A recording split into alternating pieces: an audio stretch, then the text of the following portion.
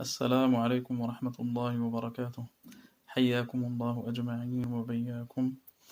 اسمي سمير حسيمي، أنا من مدينة الجديدة من دولة المغرب، حاصل بفضل الله على إجازة قراءة وإقراء بقراءة الإمام عاصم من طريق الشاطبية، وإجازة في تحفة الأطفال.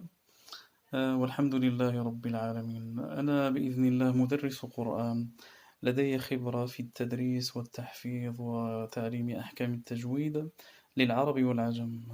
أدرس هنا للعرب في المغرب، وكانت عندي خبرة والحمد لله في ماليزيا، درست العجم أيضا أحكام التجويد وتحفيظ القرآن. يعني أنا أدرس أحكام التجويد لكل الأعمار، يعني إن كنت أو كنت تريدون أن تقرأوا بطريقة صحيحة، يعني كما أنزل القرآن على نبينا محمد صلى الله عليه وسلم، فأنا بإذن الله أعلمكم النطق الصحيح، ونسأل الله تعالى الإخلاص والقبول، وجزاكم الله خيرا.